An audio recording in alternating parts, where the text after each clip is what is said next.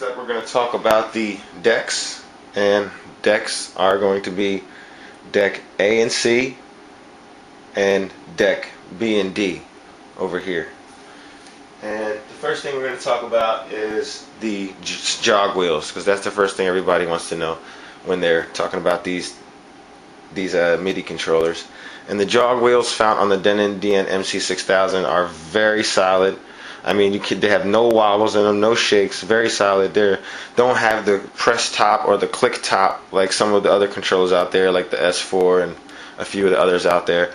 This is a real touch sensitive, pressure touch sensitive jog wheel, and you know, everything works just as it should. One-to-one operation.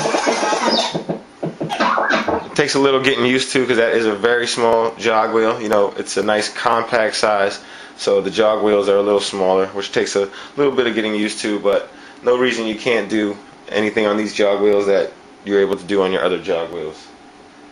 Next up is the cue, play, pause, and sync buttons. Everything here just as you want them, just as in the software. There's a master sync, which is the same that is in the Tractor software, so you can set one of these as master and the other one to sync. Also, you have your pitch bend buttons here, and you have your vinyl bend button, which is a fancy way of saying fast forward or rewind anywhere within the track. Also, we have the tempo sliders for each deck. Tempo sliders here, nice and firm, very steady, and nice so you can get your finer points in there. And the limitations on your pitch slider are just whatever is in your software. Each deck also has its own set of cue banks. Cue banks here, Q1, 2, 3, 4. 1, 2, 3, 4 on both sides. Easy to set, easy to do. And each deck also has an FX bank above it that you can assign to either deck. And they also have a deck change button. It's blue when you're in your first deck, which on this side is deck A. And we also have sample decks set up in here. So in order to get to your sample decks, which is deck C and D, you press that button there, and now your sample decks are active. Now this acts as your sample deck. In order to get back to your regular track deck, you press it to blue. But within the software, you can have 4 track decks, and it doesn't have to be sample decks. I just kind of like playing with those because it's a neat feature. So all your functionality within Tractor 2 is here. Just as in the S4, you just have to press shift in sometimes, and you have to press a sample key or two sometimes in order to change into your deck. Unlike the S4, which has everything readily available, but again, you have a nice compact size here. They could have easily added on an extra 2 inches to be as big as the S4 in order to, you know, accommodate for those sample decks, but I'm fine with pressing the buttons. It's not a big deal there. Okay, just to dive a little deeper into the hot cue and loop section, we'll do a little hot cue in here. Rewind the track to the beginning.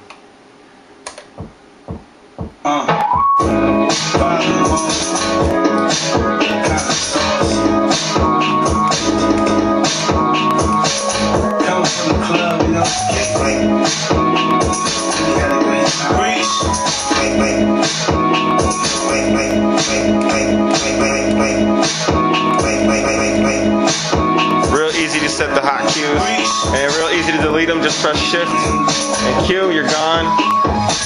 And they're all gone.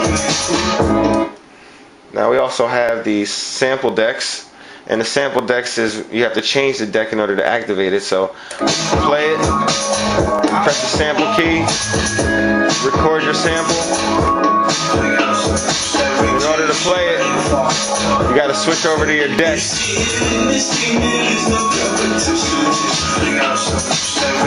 Now you got your sample deck. That's your sample deck down here playing. You also have your loop functions.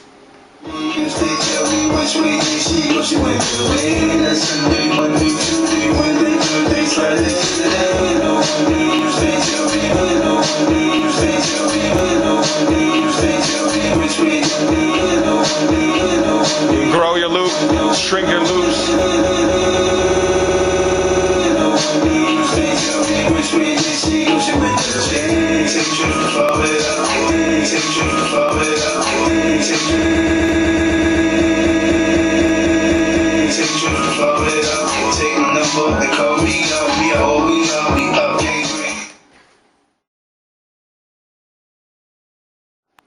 Next up we have the effects section and the file navigation. So just as in Tractor 2, you guys have your 3 effects, well you actually have 4 effect knobs up here, and they correspond to the wet and dry knob in the FX bank, or the 3 effects that you have selected. Right now I have delay, reverb, and flanger, and on this side on FX bank 2 I have the delay, beat masher, and filter set up to these knobs here. And they're very easy to see because it's just like the Tractor software, so it's no confusion there. In order to turn your effects on, you have a lighted LED button here for each effect that you have activated, and then for each deck you have an FX1 or FX2 light that you can press here, and that will determine whether or not you're playing that FX on that deck.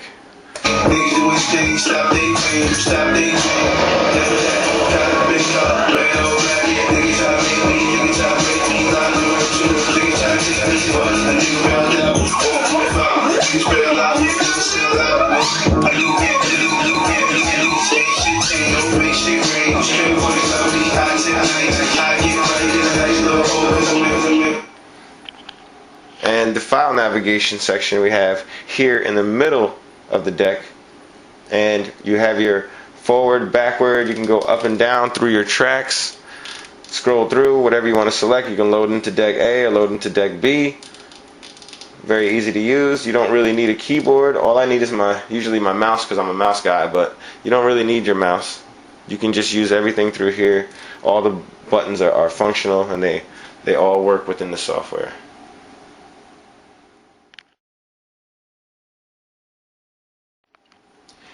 In conclusion, the Denon DNMC6000 is one of my favorite MIDI controllers to come out today. You know, it's built very solid. I love this Denon product. It's a good MIDI controller. It can do most of the things that the S4 can do, and plus a little bit more. It has all these inputs and outputs. Great for clubs, even great for parties, for bedroom DJs. It's recommended basically from anyone down the range because it's just so versatile and there's so much you can do with it. It's very compact. It's solid steel construction. It can work as a standalone mixer with software, or with software and a sound card such as the Audio 4, so that you can use your external timecode decks as well. They have great jog wheels. The jog wheels are solid. They're one-to-one operation. A little small, but they're still good. Great fader feel. Faders feel nice. They'll be able to do all your scratching, all your crabs, and everything you want to do on there. And it just has excellent mapping with the Tractor Scratch Pro 2 software. So it'll bring you into that next generation that that Tractor has put out for DJs now.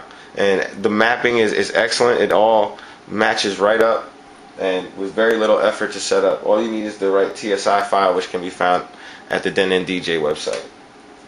So on the con side, I kind of wish, even though the fader is solid, I still wish it could have been user replaceable. It would have been nice to be able to pop a NO fader or something else in there, but I'm not feeling brave enough, so I'm not even going to attempt to try to open it up to see what will fit in there.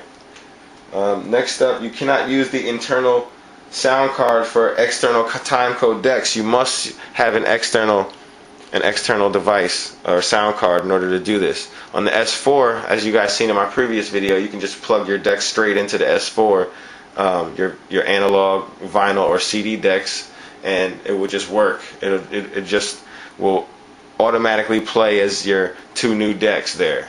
But with this system, in order to use external or timecode decks, you do need another sound card.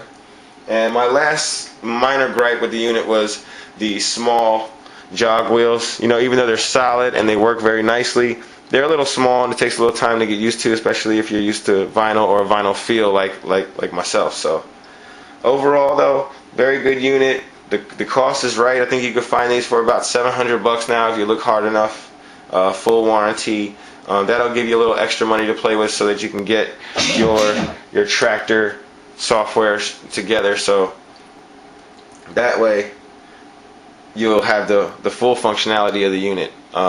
It comes with Virtual DJ in the United States and in North America. Over in the UK and Europe, you get Tractor LE but both of those are just okay in my opinion. I think you really want to get the Tractor Scratch Pro 2 or even the Big Boy Serato, and that way it will line up a little bit better for you. This is a very good controller, one of my personal favorites. It comes highly recommended. I recommend it to from anywhere from professionals all the way down to beginners. It's a good controller, built solid, built to last. You won't be disappointed. And one more time, I want to give a big shout out to American Musical Supply. They are our partner DJ equipment company, and they just came through for us this time when it was kind of hard to find one of these things for a review. So big ups to my guys over there. Take it easy. We're going to keep doing these review videos. We got a lot more coming. I'm working like a madman right now, but we're going to get the whole MIDI controller market locked down and make sure that we give you guys everything that you guys need to make a good decision when you go out there to make your purchase.